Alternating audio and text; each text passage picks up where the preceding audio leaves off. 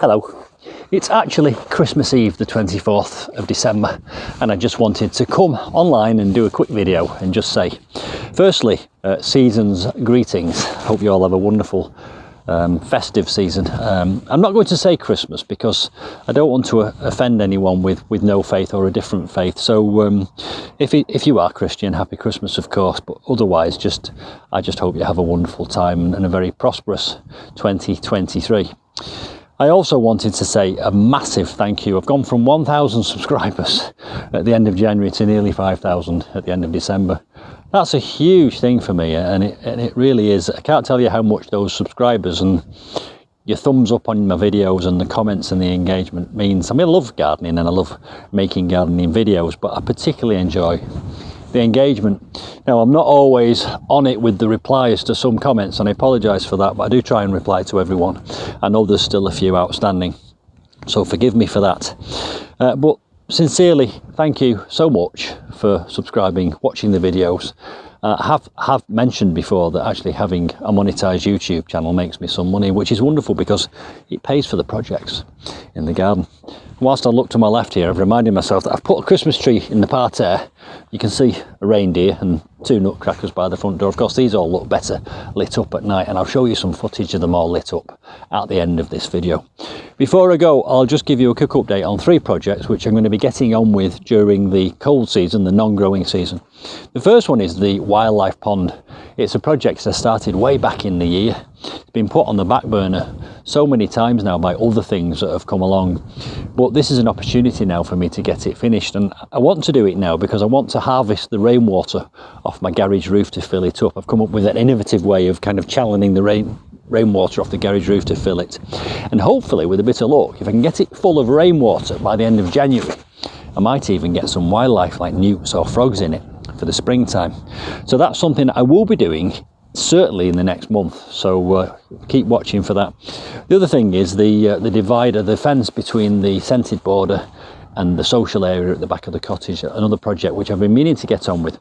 Now's an opportunity to do that. It's going to be a slatted black contemporary fence which will divide the scented border where the olive trees are and the social area at the back of the cottage, and I'll be showing you how I do that. And finally, a massive project. I've sectioned off a piece of land with a holly hedge, and I showed you how I did the holly hedge from cuttings. Well, that section of land is going to be, in my imagination, a contemporary real garden with 2 pools and a formal patio around with a narrow strip of water going through the middle, a fountain at the end so that I can look down from my kitchen window. It'll be symmetrical on either side, and I'll plant formal topiary like yew pyramids and things on either side. So watch this space because that's another project. I can start doing the groundwork for that now whilst nothing's growing.